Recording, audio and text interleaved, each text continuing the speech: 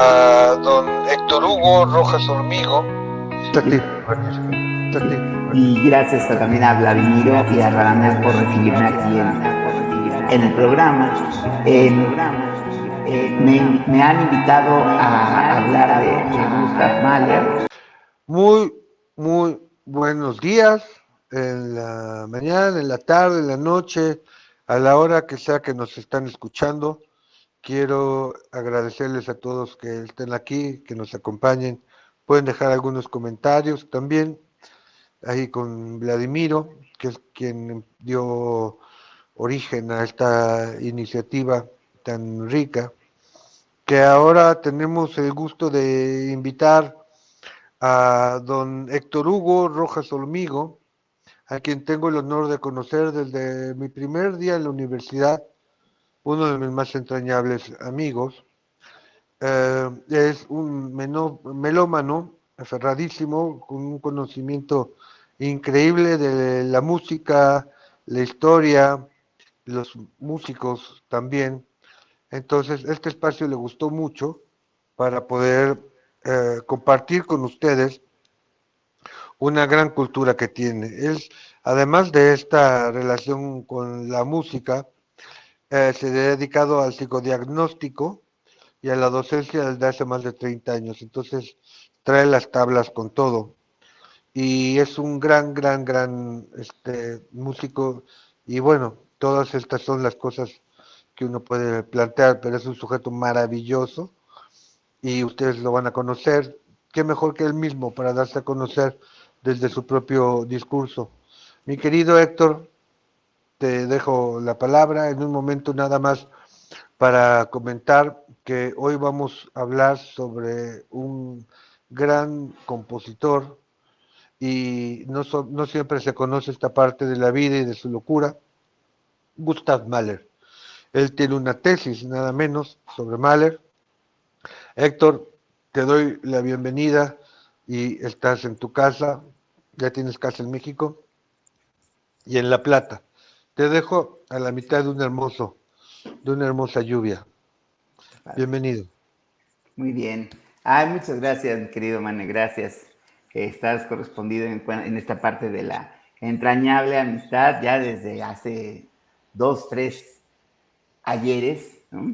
Y bueno, aquí seguimos unidos por la vida, por la psicología, por la música, esta gran amistad que tenemos. Yo te agradezco mucho la invitación. Gracias a ti. Sí, sí. Y gracias también a Vladimiro y a Radamés por recibirme aquí en el programa. Me han invitado a hablar de Gustav Mahler.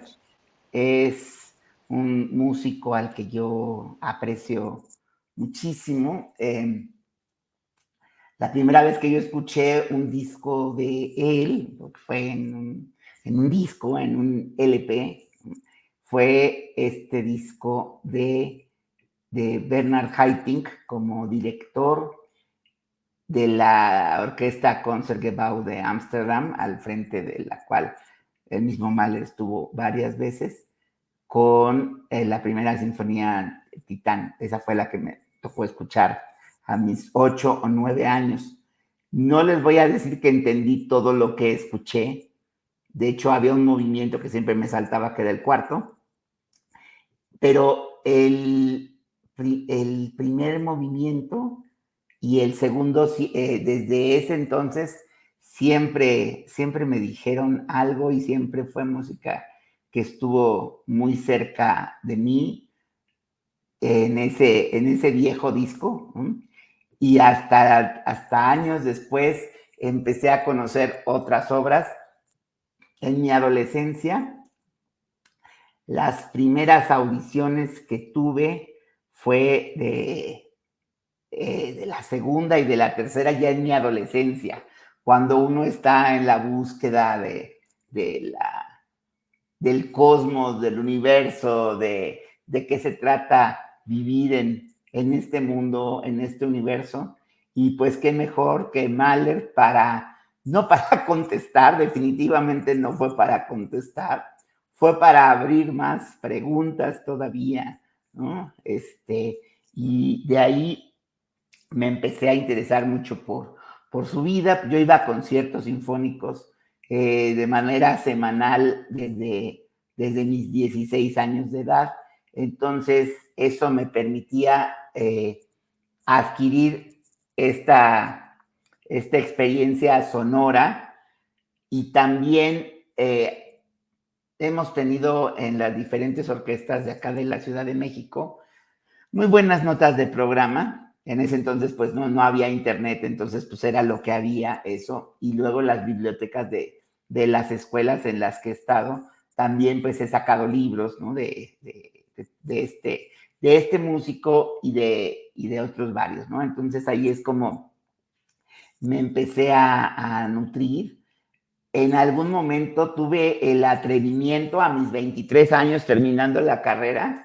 Yo soy psicólogo, yo no soy músico, no intenté aprender algo de música, pero la mera verdad es que me falta mucha disciplina, ¿no? Para ser músico.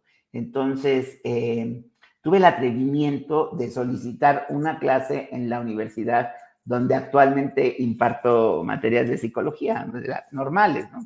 Y me la dieron. No sé qué confianza tenía yo, no sé qué confianza les di a mis entonces jefes que me la dieron. Y entonces esa materia yo la di durante 4 años hasta que se acabó. Ya no se daba así, sino que se cambió de nombre, y entonces ahí las cosas se cambiaron. Primero se llamaba La Música y el Hombre, con todo lo que eso suponía.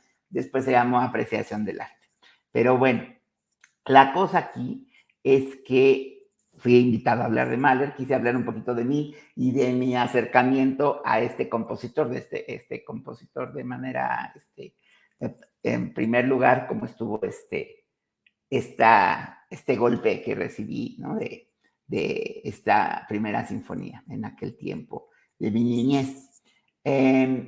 Y bueno, Gustav Mahler nació en 1860 y falleció en 1911. Entonces fue una vida, pues, para los estándares actuales, corta, atribulada, con muchas situaciones desde la familia, con muchos hermanos, él siendo de los menores y teniendo más atención por parte de su padre y por parte de su madre, y em, empieza a absorber los sonidos del lugar en donde él vivía. Entonces, escuchaba el sonido del campo, ¿no? Los cencerros, las campanas de la iglesia, las bandas, de una manera muy especial, las bandas de pueblo que pasaban por ahí festejando alguna ocasión, y también de manera muy especial las bandas de pueblo que pasaban por ahí, pero conmemorando funerales, ¿no? Eso es muy importante para Mahler. Siempre tuvo un acercamiento a esta parte tanática, ¿no? De la muerte, de incluso sufrimiento. Hay una cita muy famosa de cuando él le preguntan a este niño Gustav qué quería hacer de grande, y él responde que quiere ser mártir, ¿no? ¿Quién a esa edad puede proporcionar una respuesta de este tipo? Entonces, bueno, él empieza a componer primero una música muy, muy abstracta. Me voy a ir casi todo el tiempo hablando de sus sinfonías, ¿no? Aunque primero vamos a hablar de un cuarteto con piano que tiene por ahí, de una primera obra. Ahí empezamos a oír algunas cuestiones. Él tiene una gran influencia, por supuesto, de Beethoven, ¿no? Era pues el gran músico del siglo XIX. Ludwig van Beethoven. También tiene una influencia muy importante de Richard Wagner, era uno de sus músicos favoritos. Y en esta cuestión de estos universos musicales y estos universos con toda esta mitología, ¿no? De Wagner, todas estas historias que contaba y que se tomaba su tiempo para contarlas, sabemos, y si no, pues ahorita recordamos, ¿no? La duración de la mayoría de sus óperas, por ejemplo, un Tristán e Isolda que cabe en 4 CDs, y entonces, bueno, pues eso es una experiencia que uno dice, me tengo que sentar a escuchar esto. En este año me tocó escuchar Parsifal de Wagner, tuvimos la fortuna de tenerlo aquí, no en la Ciudad de México, sino en una ciudad cercana llamada León, y una apuesta, la verdad, muy buena, muy decorosa. Y sí, tuvimos una función que duró 5 horas y media, como no. Y pues para mi sorpresa, muy agradable, casi todo el mundo de los que estábamos ahí íbamos a eso, o sea, llegamos todos antes de empezar y nos fuimos todos hasta el final. No, dije, no, la gente se va a salir, no sé, esto es muy pesado, no está acostumbrada la gente y me llevé una muy grata sorpresa, me equivoqué y qué bueno, ¿no? Que todo el mundo se quedó. Entonces, está esta música tan grandiosa, pero también con estos temas que Wagner usa para ilustrar, si me permiten la palabra, a un personaje o a una acción, ¿no? Por ejemplo, cuando aparece Tristán, pues hay un tema. Cuando aparece en esa ópera Tristán e Isolda aparece esta poción, el filtro de amor, aparece otro tema. Entonces, cada acción, cada personaje tiene temas, ¿no? Por ejemplo, esto es en Sigfrido, cuando están forjando la espada, pues hay otro tema ahí recurrente. Y bueno, pues eso es Wagner. Y por otra parte está otro músico, o sea, influencia de Mahler. También hay otro músico llamado Anton Bruckner. Anton Bruckner también era fanático de Beethoven, pero especialmente fanático de Wagner. Y bueno, a pesar de ser su fanático, Bruckner no hizo óperas. Sí escribió para la voz algunas cosas, escribió algunas misas, hombre religioso como era él, pero lo que hace él es llevar toda esta grandilocuencia, todo este manejo como de temas muy repetitivos, ¿no?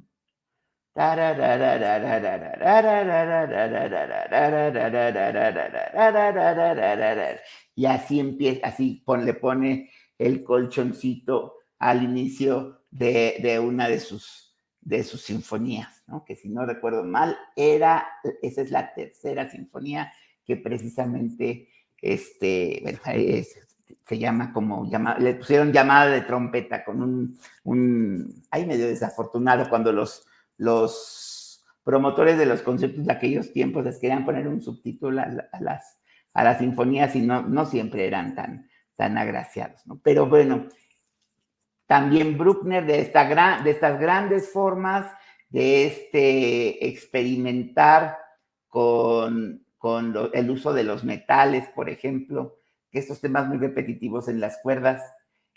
También hay unas partes bien tremendas para los timbales. Mahler lo lleva todavía más allá y quiere poner sus propios temas.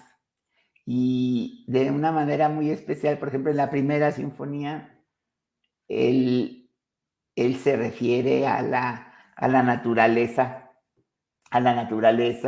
y entonces en el primer tema, tal cual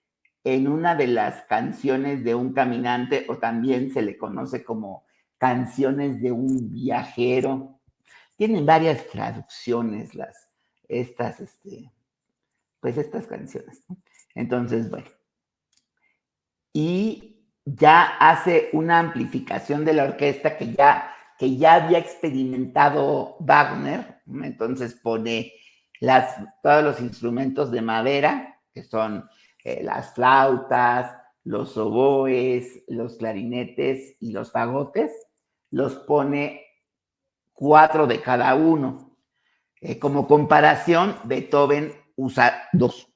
Entonces sí, se va a algo más grande. O no sé, por ejemplo, en la Heroica de Beethoven, que es su tercera sinfonía, Beethoven propone usar 3 cornos.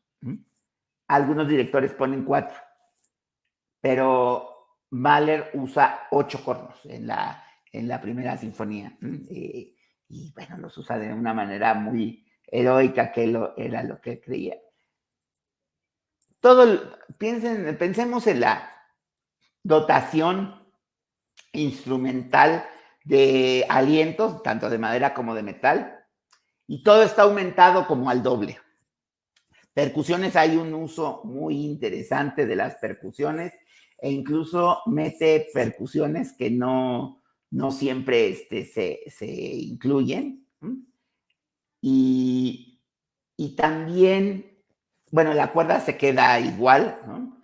Aunque hay solos por ejemplo, en la primera sinfonía hay un peculiarísimo solo de contrabajo que debe ser el solo de contrabajo más famoso de cualquier obra, de cualquier momento. Y es muy curioso porque lo que hace el contrabajo es abrir el tercer movimiento con una variación sobre aquella canción infantil de Martinillo, Martinillo, ¿dónde estás? Pero de una manera muy, pues como lúgubre, porque ese movimiento precisamente es una marcha fúnebre. Y ya en el segundo movimiento, discúlpeme, en la segunda sinfonía ya introduce esta cuestión de, a ver, una sinfonía es un universo, y debe contenerlo todo. Y entonces vamos a meter un coro y vamos a meter una banda musical que esté fuera de la escena. Algunos directores plantean hacer una subdivisión con dos bandas, ¿no? Dependiendo ahí del presupuesto también de la orquesta, ¿verdad? Hay que mencionarlo, ¿no? Y habla de la resurrección. Él, poniendo en duda, siempre estando en estas dudas, estudió mucho esta cuestión del catolicismo, ¿no? Y entonces son muy curiosos los motivos de creación, en especial de esta segunda sinfonía. Había llegado un momento, si bien apenas estaba empezando a componer, ¿no? En donde él ya no se sentía con creatividad, con esta vis creativa como para poder, pues, crear, seguir, escribir, ¿no? Y bueno, pues eso, él tenía dos trabajos, él era compositor y también era director de orquesta, ¿no? Que era famoso por ser un director de orquesta muy bueno, muy exigente, muy tirano, ¿no? Pero con un nivel de calidad muy, muy alto. Entonces, fallece su mentor, Hans von Bülow, que era para él como un padre en el sentido artístico, dicho por él, y entonces acude a los servicios funerarios de Hans von Bülow, y en esa misa se presenta un himno que se llama Resucitarás, Auferstehen. Y entonces lo escucha y dicen los biógrafos que en ese momento dice, este es el germen de mi nueva obra, ¿no? Y entonces empieza a hacer esta pieza, ¿no? Cabe señalar que había tenido un intento de sinfonía previamente, pero no cuajó.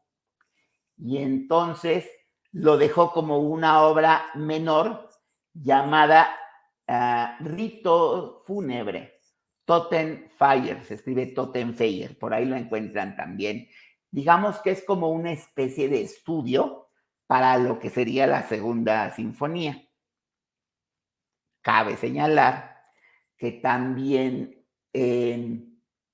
Wagner tenía como estudios y también hacía primero canciones para hacer formas más grandes. Por ejemplo, Wagner tenía esta mujer de quien estaba profundamente enamorado, llamada Matilde Wesendonck, pero bueno, Matilde Wesendonck estaba casada con el señor Otto Wesendonck, entonces pues ese amor no podía ser, pero pues ellos veían cómo le hacían y pues tenían intercambios. Entonces, Wagner escribe estas canciones Wesendonck sobre poemas de Doña Matilde, o sea, estos poemas los había escrito ella, y hace la música para estos poemas. Dos de estos poemas, a la postre canciones, se vuelven estudios, y así la subtitula, Estudio para Tristán e Isolda. Y entonces hace esta gran ópera, ¿no? Gran en todos los sentidos, tanto que hay gente que la considera como el inicio de la música moderna o de las disonancias en música, con el famoso acorde de Tristán. Digo, más bonito y algo más puntual, pero bueno. Y también esto me permitía ampliarme un poco, porque un poco fue lo que hizo Mahler con el Totenfeier. No fue tal cual como voy a hacer un ensayo para hacer otra cosa más grande, sino que hizo aquella obra que a la mera hora no cuajó. vino este episodio de inspiración, ¿no?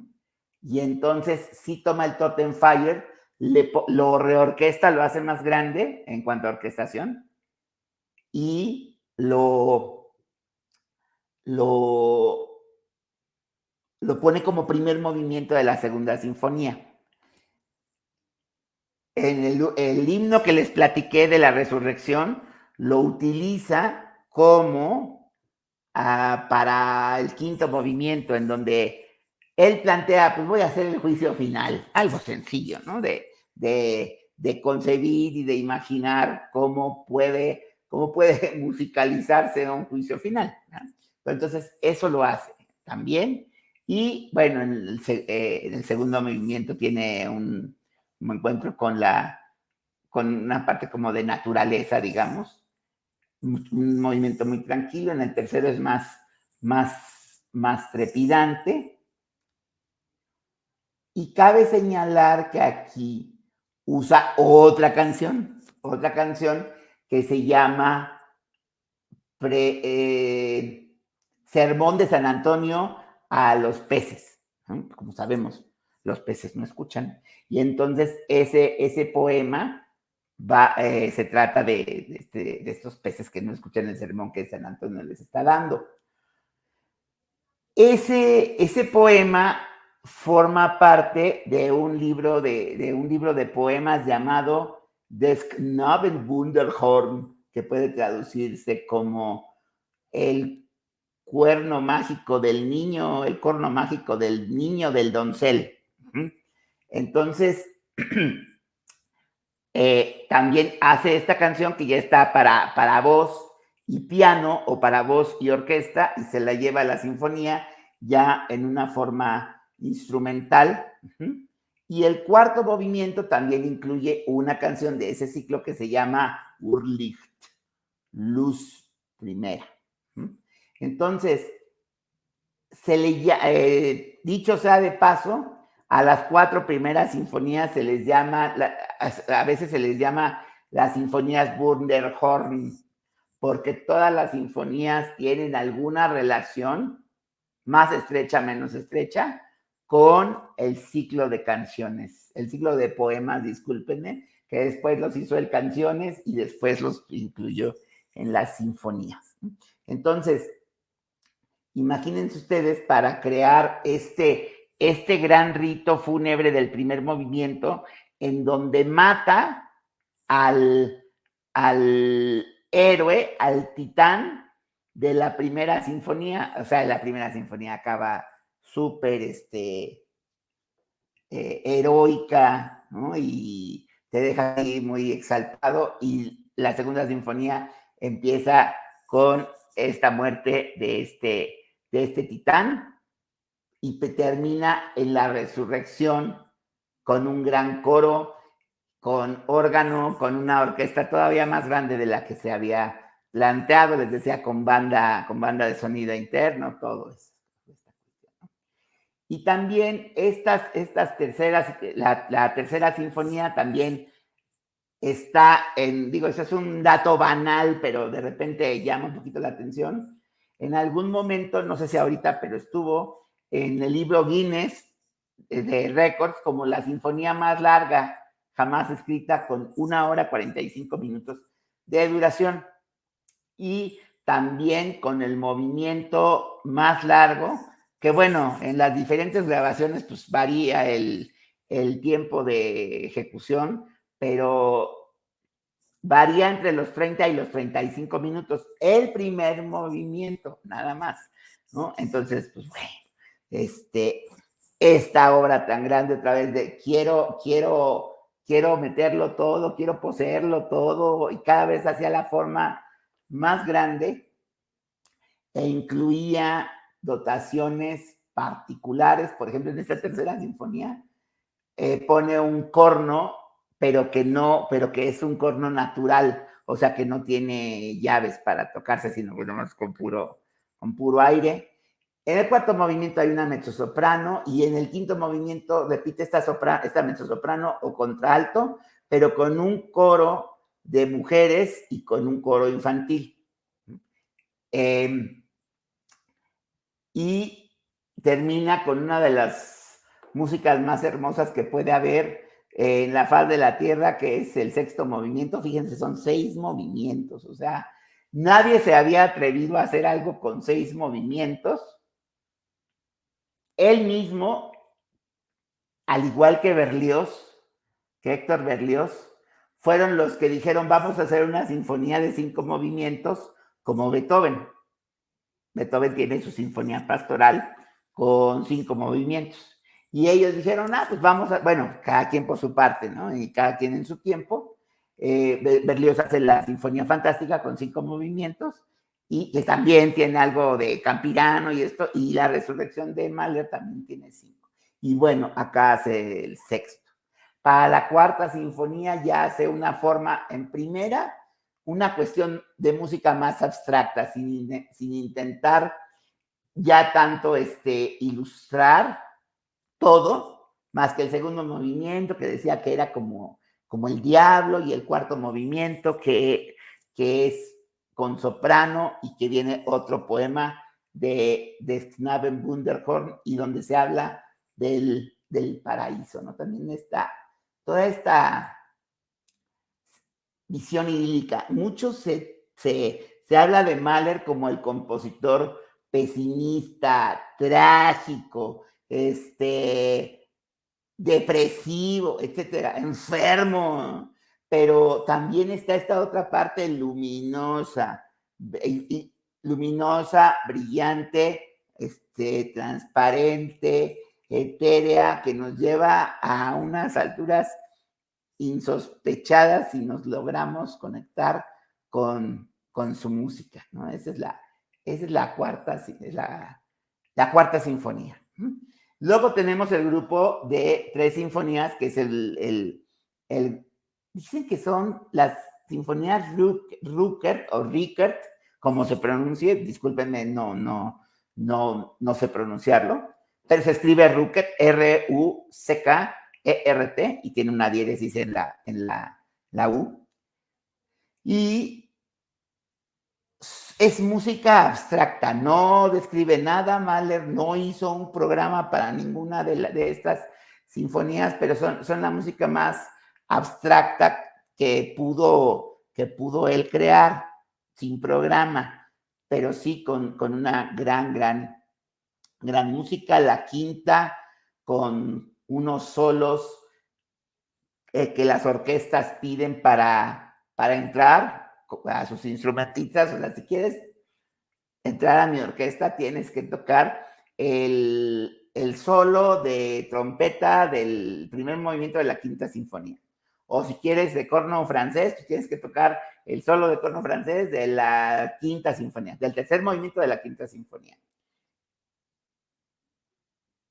Y está el cuarto movimiento, un bellísimo adagietto, que si pueden, escúchenlo en YouTube, en la versión de video, con Leonard Bernstein. A Bernstein de repente lo critican mucho, pero Mahler estaba muy cerca de su corazón, y creo que tiene grandes versiones, y es en particular con Viena en video, es algo que sí se cuece aparte y que hay que escuchar.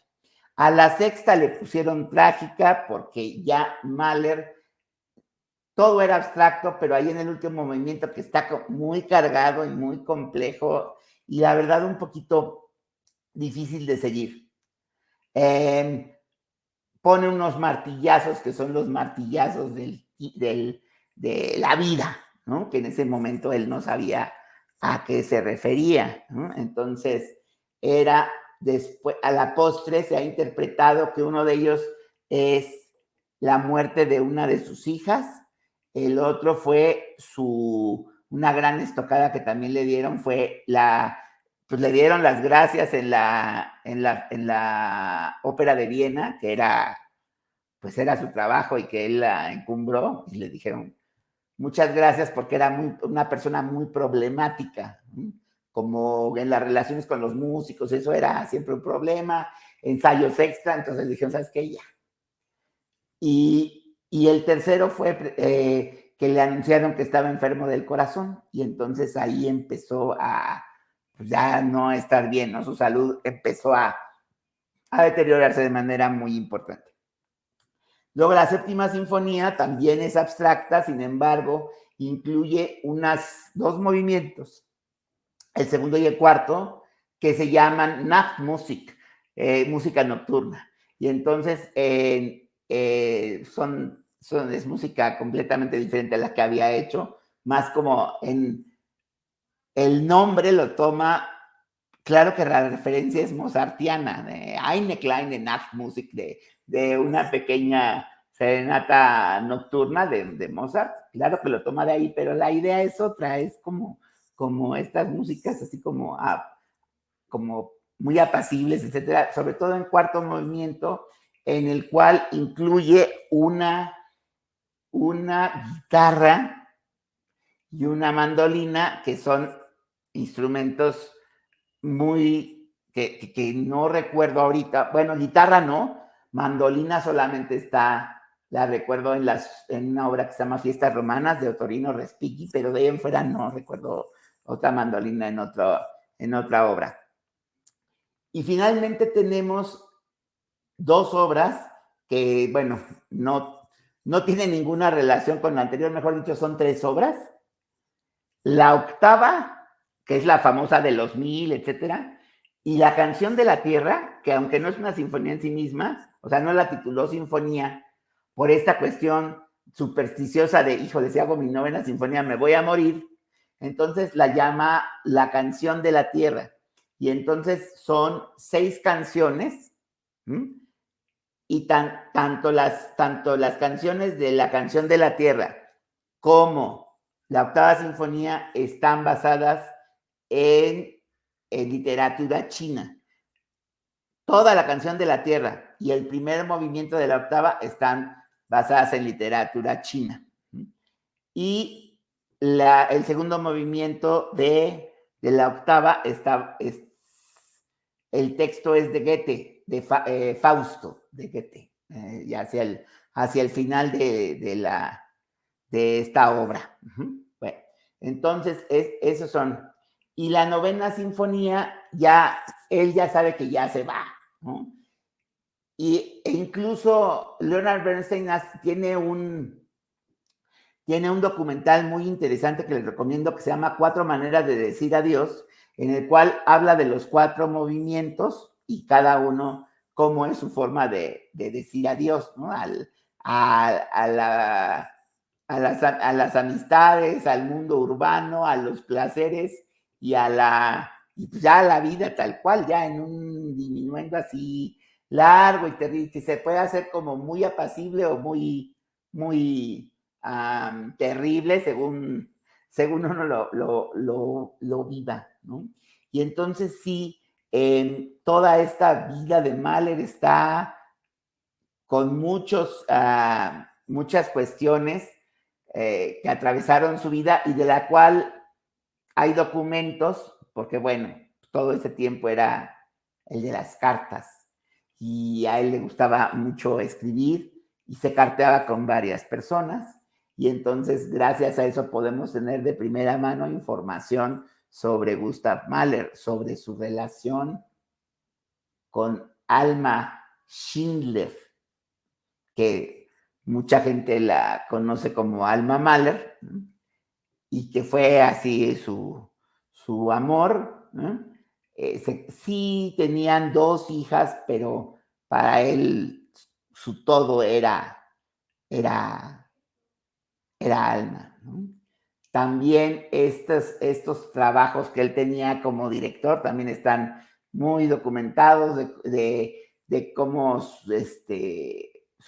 las puestas que ponía de Beethoven.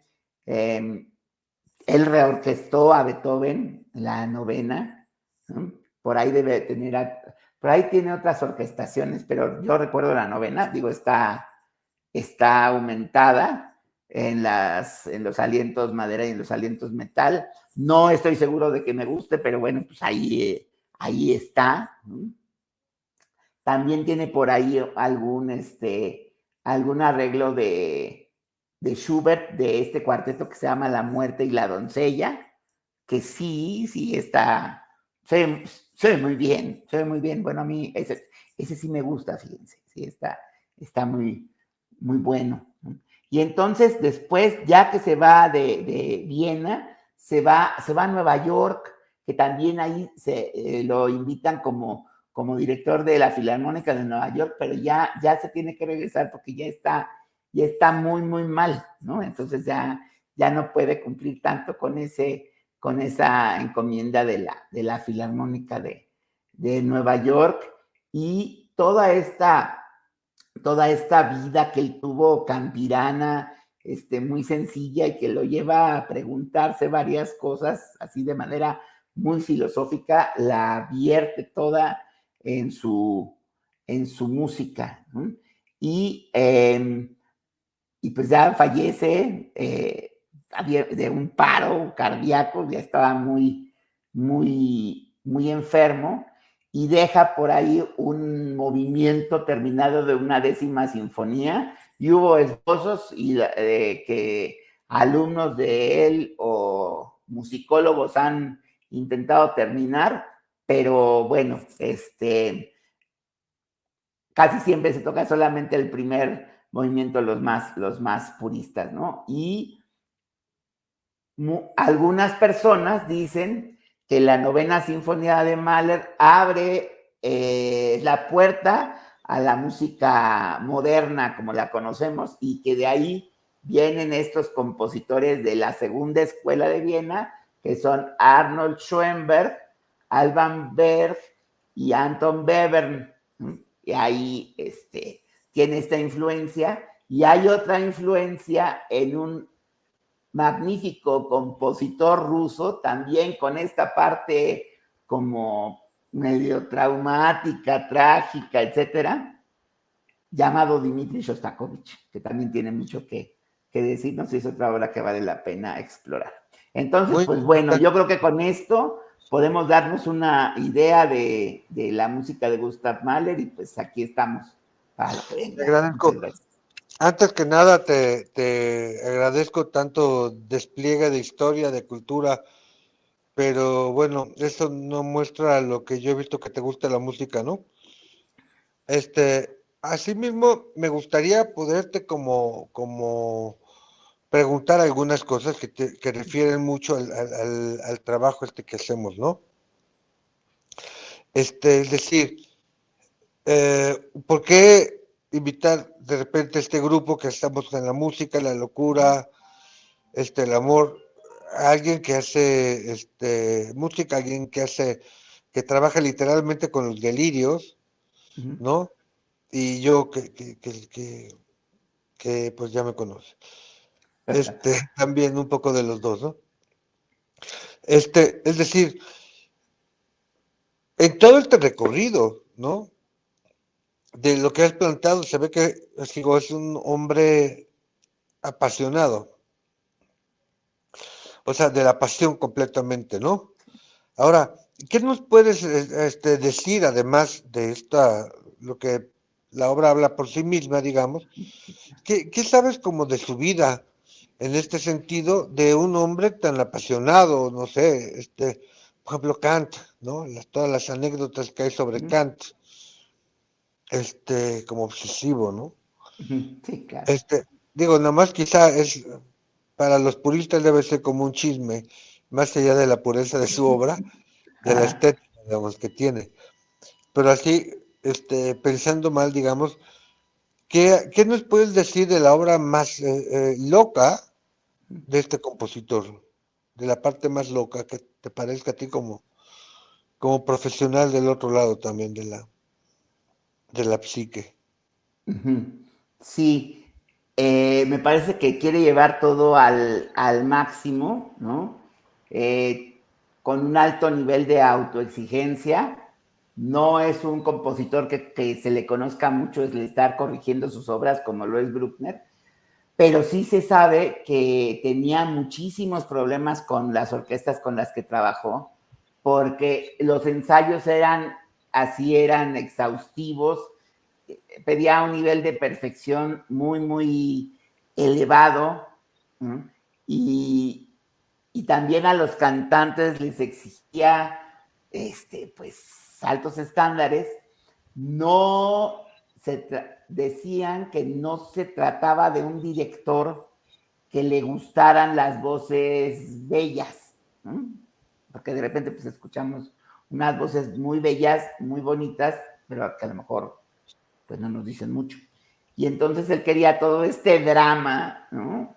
Toda esta entrega, toda esta locura en algún momento también, ¿no? Como una parte ahí medio descarnada, que se pudiera expresar también en el escenario. Y así como trabajaba con tantísima gente, como puede haber una compañía de ópera, necesitaba los retiros en una casita que tenía de campo. Y ahí se iba él nada más, solo, ¿Sabes solo, quién hacía solo. eso también? Sí. Nuestro quizá más importante compositor de orquesta también, el maestro Mata. ¿También se iba de retiro? Sí, en Ah, una casa que tiene en Morelos que yo conocí porque soy amigo de su hijo. Pero sí, bueno, quiero darle la palabra, si estás de acuerdo, doctor, sí, claro, aquí a nuestros compañeros por de favor. este espacio. Por favor, Vladi Radamés, quien guste. No, antes que nada, bueno, agradecer a Héctor por transmitirnos esto y permitirnos entrar en la vida de un autor como Mahler, que la verdad que sí, junto con Berlioz me parece que son esos autores de lo fantástico, ¿no? De lo omnipotente, ¿no? De lo majestuoso. Uno escucha la estridencia y es maravilloso. La Sinfonía Fantástica de Berlioz me parece maravillosa.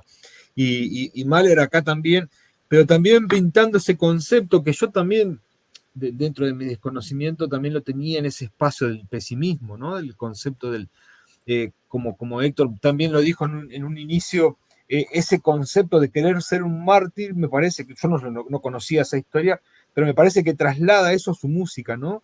La música es como esa fanfarria, digamos, que anuncia algo que está por venir. Me parece que el concepto del mártir ahí en la música se escucha. Y otro punto interesante, acá en estos momentos en Buenos Aires hay una obra de teatro de un periodista deportivo, pero también muy aficionado a la ópera, que es Víctor Hugo Morales, que ha hecho una obra sobre Alma Mahler, que se llama Alma Mahler, y ha hecho una obra sobre ella y sobre la magnificencia también de ella, la inteligencia también de ella y el concepto de la composición también de ella. Esta obra por ahí deja entrever un poco cómo Mahler no sé si es así o lo presenta a los fines necesarios de la obra, pero cómo la ¿cómo decirlo? Le hace sombra a Mahler todo el tiempo, a Alma Mahler, como que la esconde dentro del concepto elemental de, esa, de ese machismo que persistía en aquellos tiempos. Yo no sé si están así, pero es una obra muy, pero muy interesante porque también permite descubrir una artista maravillosa como lo es Alma. Eh, y a su vez también el recorrido del amor prohibido, ¿no? De Mahler, de aquellos versos de aquella amante secreta que tenía, también una historia que no sabía que devenía de los versos de esa amante secreta. La verdad que un recorrido exquisito sobre la vida de Mahler, que bueno, que si había algo que decir, me parece que lo escuchamos hoy porque no conocía estas historias y no cabe más que agradecimiento, doctor. Muchas gracias por permitirnos escuchar. Ah, muy bien, muchas gracias, a la orden. Ahí estamos. Ahí estamos, ¿verdad? Nada más para precisar, el de la amante bandida era Wagner. Era Wagner con Matilde Bessendonck. ¿Sí? Y ahí estaba peor la cosa porque Otto Bessendonck, el esposo de Matilde, era el mecenas de Wagner. O sea, Claro. cada que le daba dinero para que, oye, trabaja, no te preocupes, también quería pensión completa. Era más complicado, ¿no? Sí. Wagner, era Wagner, es verdad. Es verdad. Ahí me había perdido un poco en el relato, pero maravilloso, muy iluminador estos estos datos sobre... Y además permiten disfrutar un poco más también la obra de Mahler, conocer estas cuestiones, ¿no? Maravilloso. Además, estos detalles de la... ¿cómo decir? De la doble apuesta en la presencia de los fierros, de las cuerdas, ¿no? Que ahí se siente más la obra, me parece. Hace como una doble apuesta a lo ya conocido y me parece también un acto necesario a ese camino del martirio que él pedía, ¿no? Era como martirizarse dentro de su propio mundo de la música, me parece. Muy, muy, muy interesante. Muy, muy interesante. Muchas gracias, Héctor, de verdad.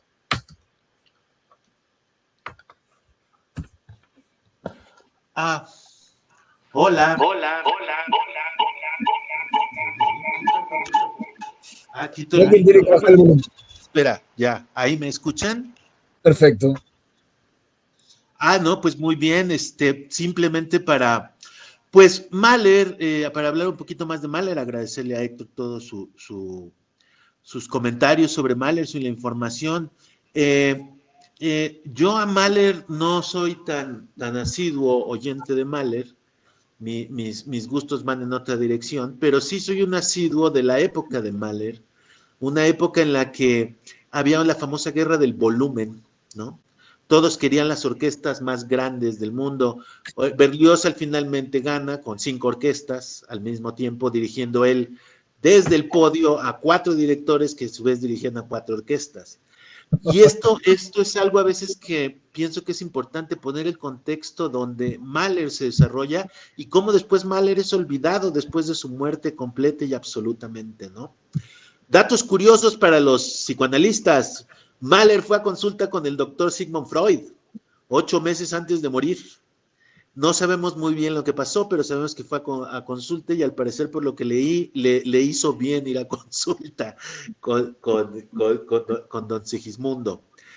Otra cosa que a mí me parece muy interesante de Mahler es gente que menciona, y eso es un hecho, que fue realmente vuelto al oído del público en el mundo en los 60s.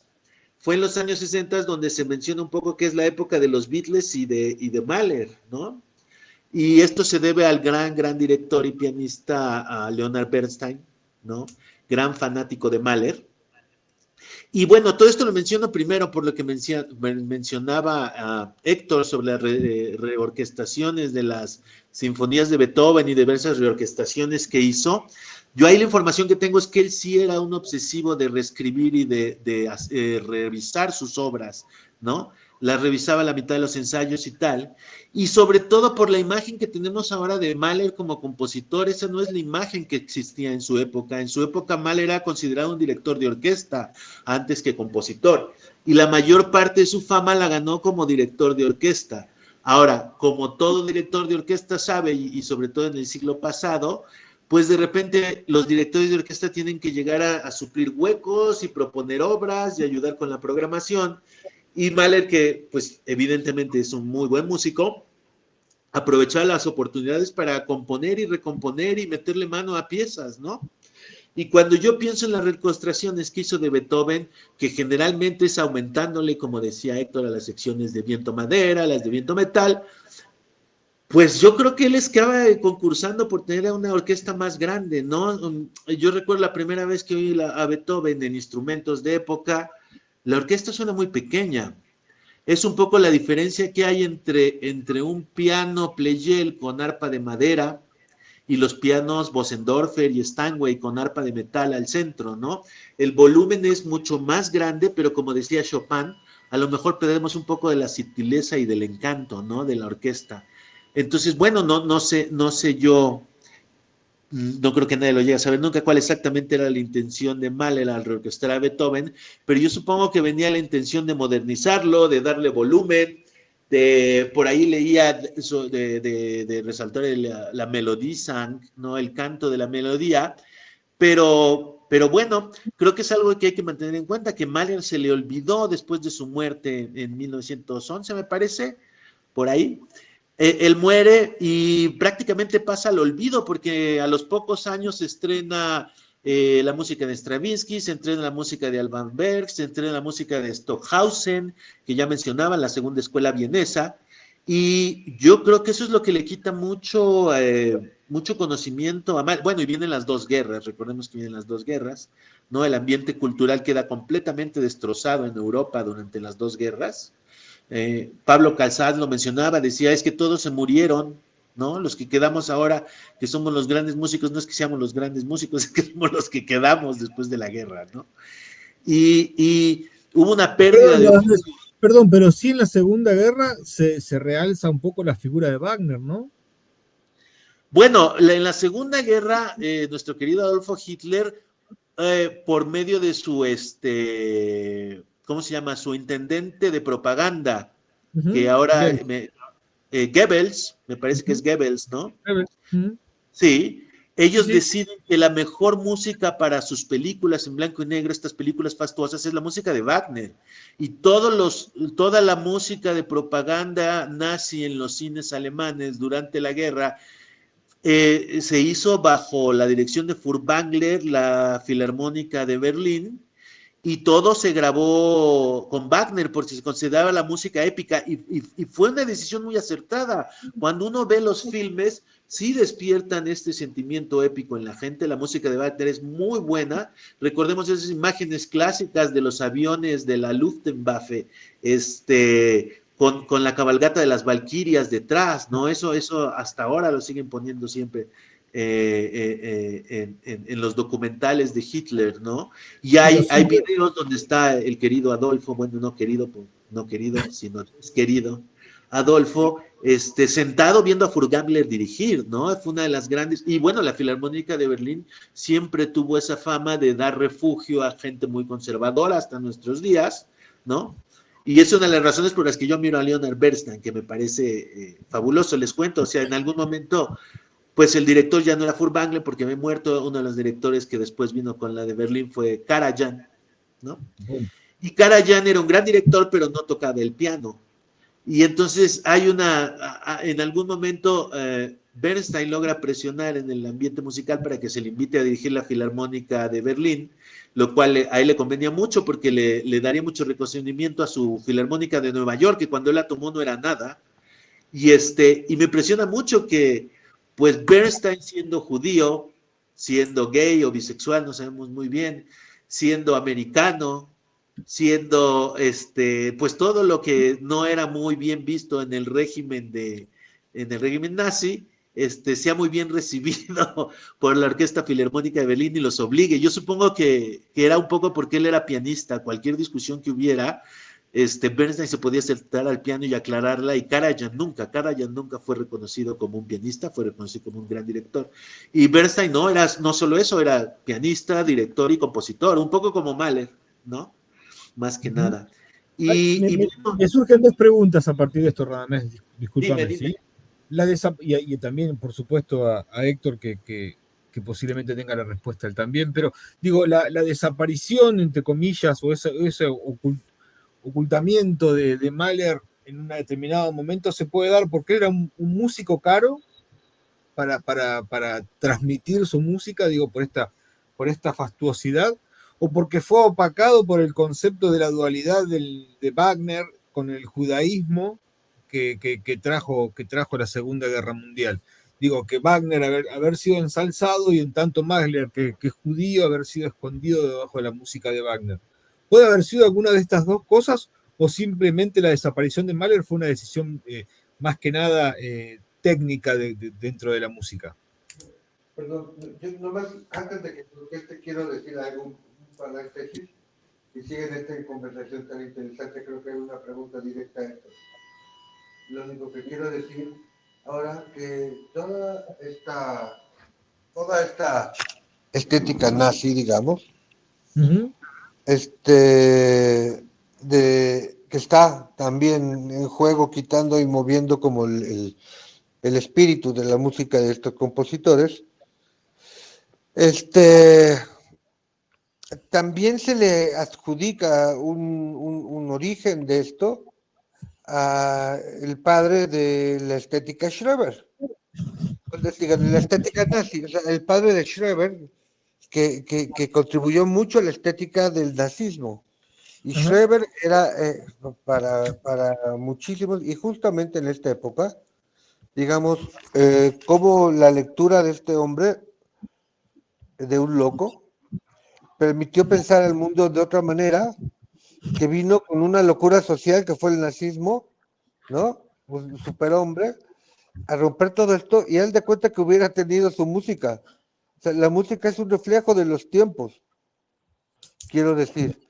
Hay algo que se encuentra ahí también, pero al mismo tiempo, la locura de una cierta genealogía de hombres, el padre Schreber, por ejemplo, es el que te decía cuál era el cuerpo perfecto, el nazi, como 2000 tipos haciendo el mismo ejercicio de máquinas que utilizaban su hijo para estar derecho, ¿no? Maneras de vivir, todo esto muy duro, tan duro que lejano, que resultó lejano para él. Y eso creó una idea de superhombres y él una mujer de la nueva generación Schreber, que es como la idea de ese nazismo, de ese proyecto loco, de lo más loco del nazismo, con su música. Ujú. O sea, como la Claro. Edad Media fue una fantasmagoría que arrasó, el nazismo también fue una fantasmagoría que arrasó todo esto como fundamento de la cultura, como una leyenda, héroes, todo esto, con un espíritu de su música también, ¿no? Pero que, ni más que para acabar, captura su tiempo. Hay algo de lo que no está expresado en la historia, como palabras, siempre es una pluma, que está puesto en lo estético de lo cotidiano, que es la música, que no necesita ser del país para entenderlo.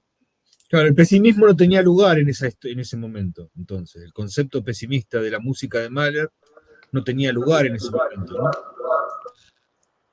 ¿Podemos pensar eso también? Bueno, yo si quieren les comento más o menos cómo veo yo la cosa sobre por qué un poco Mahler cae en el olvido. Ujú. Europa, recordemos que Europa a finales del siglo XIX, prácticamente en 1900, entra en una crisis profunda, el imperio prusiano se desbarata, hay un intento de un euro primitivo. No sé si lo saben, hubo una moneda común en Europa a finales del siglo XIX y fracasó rotundamente. Y todo este programa que es un poco el que se revive después con la Unión Europea, se intentó en el siglo XIX, pero desde las élites, sin incluir a la gente común. Porque no, recordemos, no había gobiernos muy democráticos en Europa en aquellos tiempos, todos eran las antiguas monarquías que venían sobreviviendo, agarrándose de lo último que quedaba después de la Revolución Francesa. Entonces, Europa, lo que mencionan el terre de siècle, a la vuelta del siglo, Europa estaba convulsa, venía del fracaso de la moneda común, venía de cuestionarse muy seriamente lo que antes se conocía como alta cultura y baja cultura, que ya no existen, se empezaba a cuestionar. ¿Por qué? Por eventos como, por ejemplo, la primera exposición universal de París de 1900, donde gente como Debussy, gente como Ravel buscan inspiración en la música japonesa, en música de otras latitudes, música de Indonesia, y Mahler siendo el último de los románticos, porque recordemos que su lenguaje musical, a pesar de ser muy rico, muy endulzante para el oído, no es en cierto modo tan avanzado como el lenguaje último de Wagner o el de Schoenberg, que rompe con la tonalidad absolutamente. Mahler conoce a Schoenberg y se dice que estaba con su esposa cuando lo conoce. Y cuando lo conoce, su esposa le dice, ¿qué piensas? Y dice, pues la verdad, yo no entiendo muy bien su música, pero es joven y hay que estar con él, hay que estar con los jóvenes. Entonces yo siento que él veía que su música iba a caer en desuso, porque el nuevo espíritu de la época, el Zeitgeist, como le gusten llamar, pues viene más por el espíritu de Dada de 1914, por el espíritu de la segunda escuela vienesa, que es romper con toda la tradición romántica, cuestionar todo ese mundo del Wanderer, ¿no?, que mencionaba Héctor, ¿Qué es el mundo del Wandener rápidamente? Recordemos que durante el proceso de industrialización de Europa en el siglo XIX, las tradiciones autóctonas, sus tradiciones del campo quedan completamente devastadas. Es decir, Europa en el siglo XIX se queda sin tradiciones populares como nos estamos quedando nosotros ahora, ¿no?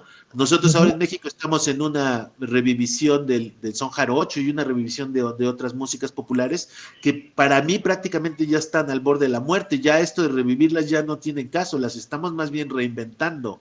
Entonces, el Wanderer fue el último esfuerzo de los europeos por entrar en contacto con ese pasado, ese pasado popular, esos paisanos, esas tradiciones que se les desaparecían, ¿no? Y es en ese sentido que Marley las recupera y las incorpora por medio de canciones en su obra, que es bastante pequeña, ¿no? Recordemos que se puede decir que son de 9 a 10 y media sinfonías, más o menos, depende de con quién uno platique, ¿no? Unos dicen que tiene 9, otros 10 y media. Eso ya es cuestión de gustos. Y luego tiene una bola de canciones, y eso es todo. Ahí se acabó Mahler, no existe más de Mahler.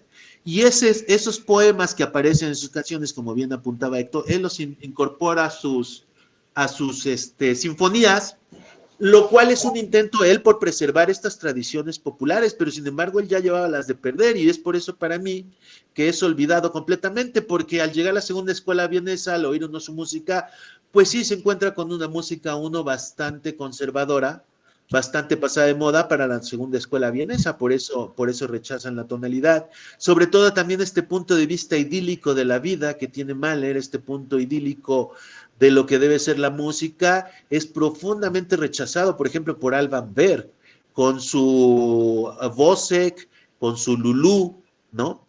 Wozzeck es la primera ópera que ve el mundo a través de los ojos de alguien que tiene un problema mental, ¿no? Y Lulú por ahí.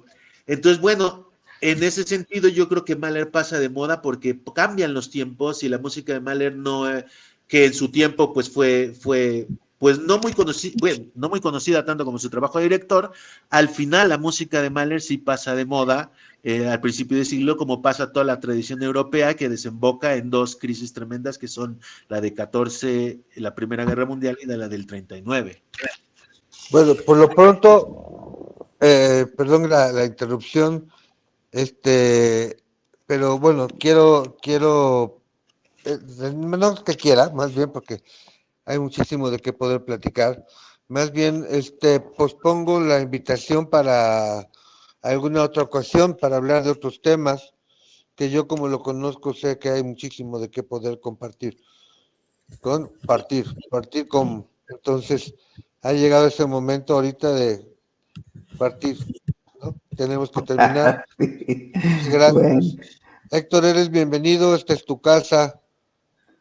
Vladi, adelante. No, Héctor, en serio, la verdad que un lujo maravilloso haber podido escucharte y haber podido compartir tu saber a partir de este músico. La verdad que Mahler, bueno, es un músico casi que uno inicia estos caminos de la ópera con Mahler y puede seguir escuchándolo y disfrutándolo y a partir de esta charla contigo, por supuesto que lo vamos a disfrutar mucho más porque uno hasta por ahí puede adivinar algunas palabras tuyas después de escucharlo en su obra. Héctor, la verdad que un verdadero placer escucharte y conocerte. Muchas gracias. Bueno, pues más bien no adiós, sino hasta pronto, igual que a ustedes que nos escuchen. Gracias a todos por estar aquí y esperamos verlos pronto. Tenemos varias otras cosas que escribir. Sí, y síganos en nuestro canal y una vez más, muchas gracias Héctor, gracias Radamés y gracias Mane, amigo, nos estamos viendo muy pronto. Muchas gracias. Muchas gracias por la invitación, buenas noches, muchas gracias. Días, tardes, noches. Gracias. Un placer a todos, nos vemos, adiós.